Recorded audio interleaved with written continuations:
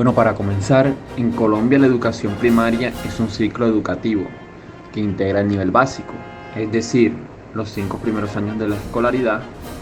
A partir de la culminación del preescolar, este tiene el objetivo de formar las bases para el aprendizaje escolar de un ser humano, requeridos para los niveles siguientes de escolaridad.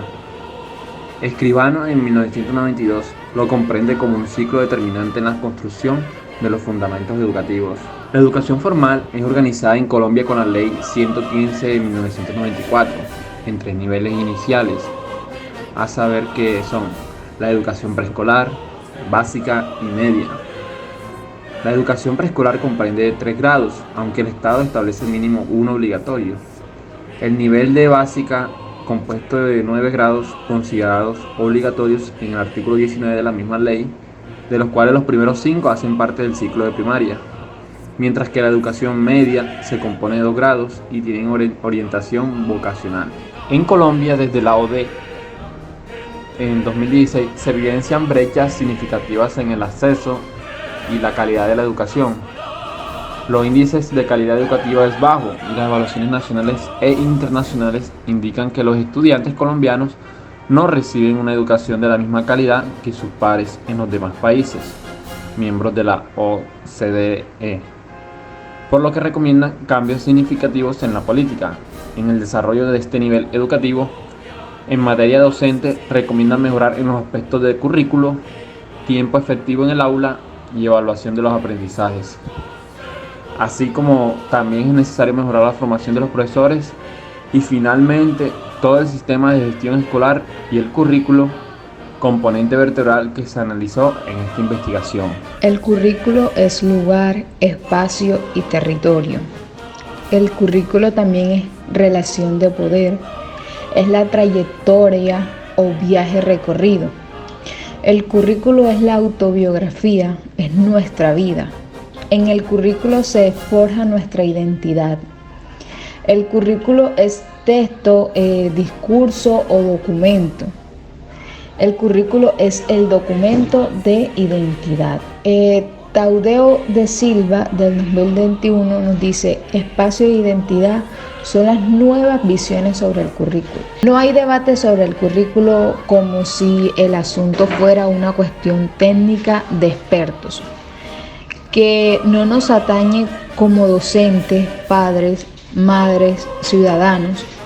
Las reformas curriculares que se han ido sucediendo, todas superficiales, han acudido a intereses corporativos y disciplinares, más de estos, menos de aquellos. Sin embargo, como dice Taudeu de Silva, el currículo define nuestro camino por el conocimiento y forja nuestra identidad.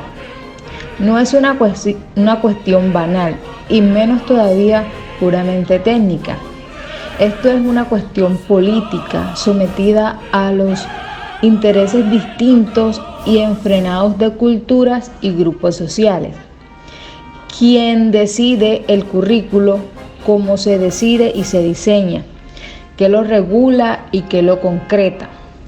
Son preguntas que deberíamos hacernos cuando cada día, al abrir la puerta del aula, iniciamos un tema, una lección, un proyecto o una actividad curricular. En mis clases de grado de educación social, esta era una pregunta que iniciaba el primer proyecto de investigación del curso.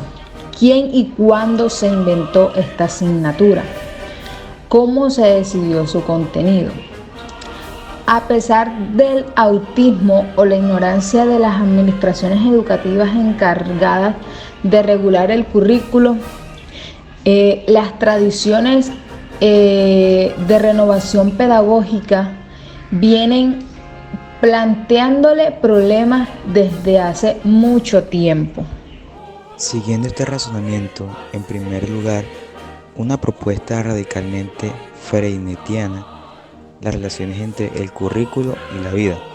Decía Freinet que la pedagogía escolástica separa la enseñanza de la experiencia vital, ignorando o despreciando lo que a cada uno nos pasa e ignorando cómo cada uno interpretamos lo que nos pasa.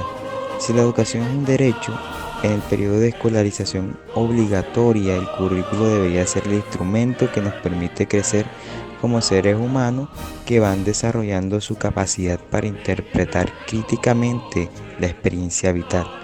Freire llamaba alfabetización al aprendizaje de la lectura crítica de la realidad. Lo que aprendemos en la escuela debería ser una herramienta analítica para descifrar discursos, quién habla, de qué habla, para qué, a quién interesa, qué hay detrás, qué se oculta, qué prácticas regula, qué prácticas impiden, etc.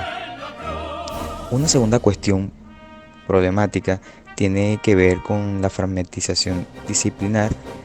Básicamente venimos de una tradición que sitúa el concepto de capital cultural o crecimiento educativo y cultural en la acumulación de contenidos de aprendizaje que delimita o define la academia en su tradicional división disciplinar.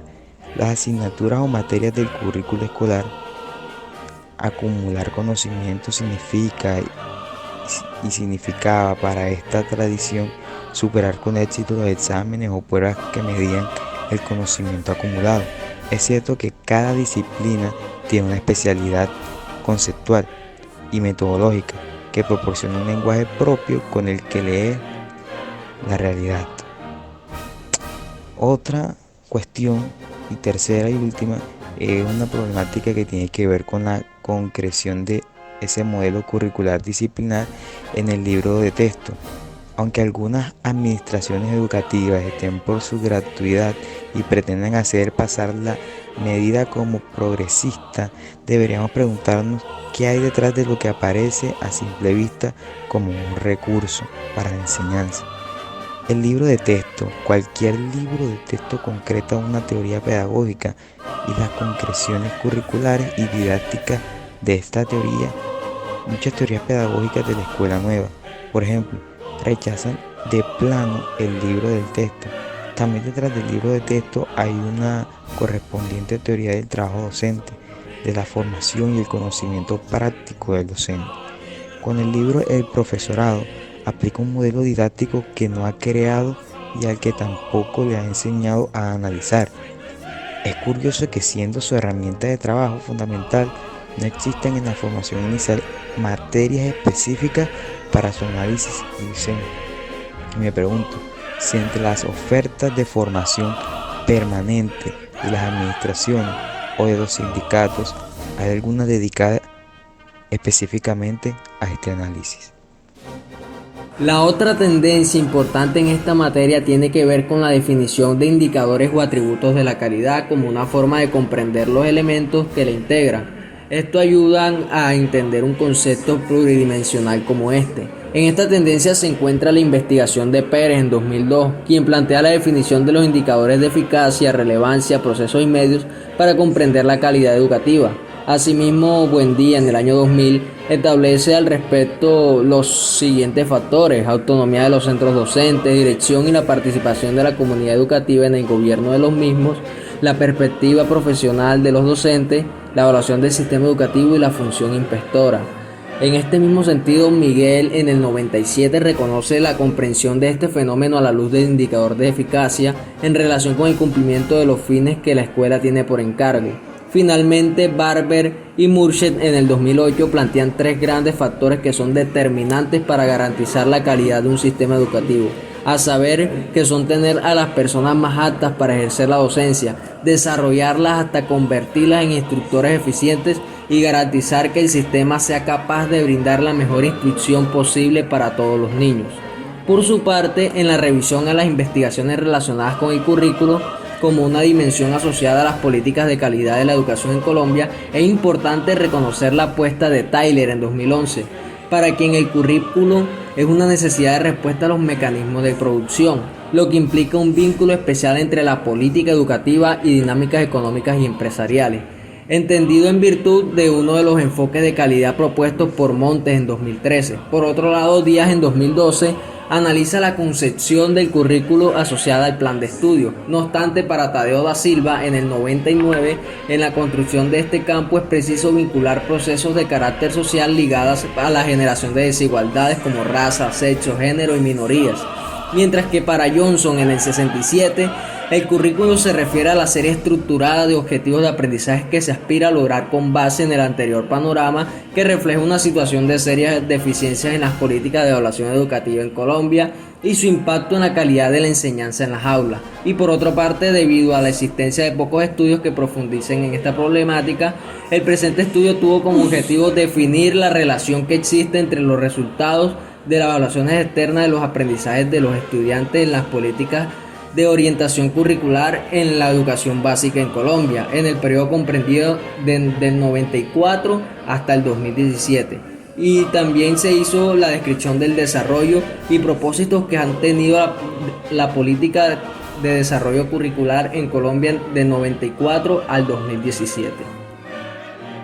Por otro lado, encontramos los objetivos del currículo en la educación básica primaria en Colombia, donde entendemos que la Ley General de Educación de 1994 hace una primera definición del concepto de currículo en la educación colombiana, entendiéndolo como un sistema que involucra criterios, planes de estudio, programas y metodologías, asociado también con las personas y procesos que se involucran en el sistema educativo institucional, claramente materializado en un proyecto educativo. Esta perspectiva se encuentra totalmente alineada con la concepción del currículo definida por Díaz en el 2008 y Díaz en el 2012. Demuestra también una perspectiva del currículo integradora, alejada de la perspectiva de planes de estudio. Como puede notarse, la perspectiva del currículo en el marco de la política educativa colombiana tiene principios orientadores al desarrollo del sujeto como ser social, que reconoce la diversidad y la convivencia, clave para la construcción de país en condiciones de conflicto y desarrollo. Además del desarrollo de la autonomía, es definida la política educativa colombiana, donde también hace énfasis en la contextualización de dicho proyecto educativo para responder a las necesidades del concepto, por lo cual en el ejercicio de la misma autonomía curricular que la Ley 115 de 1994 otorga a los establecimientos educativos, que estos deben proponer énfasis especiales en estos planes y programas particulares para cada comunidad educativa. En virtud de lo anterior, la concepción del currículo desde cualquier enfoque lleva implícito un debate de la contextualización y la pertinencia. El PEI define los énfasis de la institución y orienta la forma como se planifican, desarrollan y valoran sus propósitos educativos, los cuales a su vez se insertan en el proyecto de nación, tal como lo exige nuestra Constitución Política, estándares básicos de competencia del 2016. Bueno, ahora vamos a hablar sobre el modelo de formación por competencias en la educación colombiana. Como pues analizó anteriormente, el sistema de competencias viene pues a ser la columna vertebral del diseño curricular en Colombia, producto de los efectos de la globalización en el sistema educativo. Para ello, pues el Ministerio de Educación definió un conjunto de competencias estandarizadas por conjunto de grados para pues orientar la enseñanza en los niños, los cuales pues deben ser referente para la planeación, desarrollo y evaluación de los procesos pedagógicos en el aula. Todo esto pues debe estar contenido en el proyecto educativo institucional de acuerdo pues a lo definido en el decreto 1860 del año 1994. En coherencia con ello, la ley 115 de 1994 establece el concepto de plan de estudios como el desarrollo de la planeación de las áreas obligatorias ya referenciadas. El plan de estudio es prácticamente el esquema estructurado de las áreas obligatorias y fundamentales y de áreas optativas con sus respectivas asignaturas, que forman así pues parte del currículum de los establecimientos educativos. El primer ejercicio de estandarización de los aprendices esperados en el marco pues de las políticas analizadas, fue planteado en la resolución 2343 en el año 1996, donde pues prácticamente se definieron los indicadores de logros por conjunto de grados en cada una de las áreas obligatorias y fundamentales del currículo. Este primer pues referente les decía a los maestros qué enseñar de manera de que sus programas respondieran a estos propósitos. Los logros por grado y los indicadores de logros específicos serán pues formulados por las instituciones educativas según su proyecto educativo institucional. Para el año 2006, el Ministerio de Educación Nacional consolidó la política definida como estándares básicos de competencias que integran 3 componentes conceptuales claves en su denominación, los cuales son los estándares, los básicos y las competencias. Hablando de los estándares, se dice que son asociados a la unificación y el modelo de los procesos o fenómenos. Hablando ya de los básicos, se dice que estos son entendidos como lo esencial o lo fundamental que se debe contener. Y ya por último, pues las competencias que da cuenta del modelo pues pedagógico sobre los cuales está pensando el sistema educativo. Comprendido como debe saber hacer, así pues los estándares responden a la necesidad de medición, que viene pues a ser el principio de la concepción de la calidad implícita en la política educativa colombiana. Esta tendencia hace parte de la necesidad que tiene el Estado moderno de intereses en supervisar y controlar, como lo plantea Barnett en el 2001. Desde el análisis pues realizado por Niño y Gama en el 2004, las dinámicas referenciadas pues han venido haciendo parte de los discursos de la calidad de la educación, lo cual no ha representado cambios sustantivos ni miradas distintivas o distintas en la formación de las personas, salvo a que una respuesta directa del mundo al sector laboral. Prácticamente la formación por competencias busca que el individuo como tal pueda adaptarse a un mundo difícil, pero especialmente a las dinámicas económicas propuestas en las relaciones con el mercado. Muchas gracias.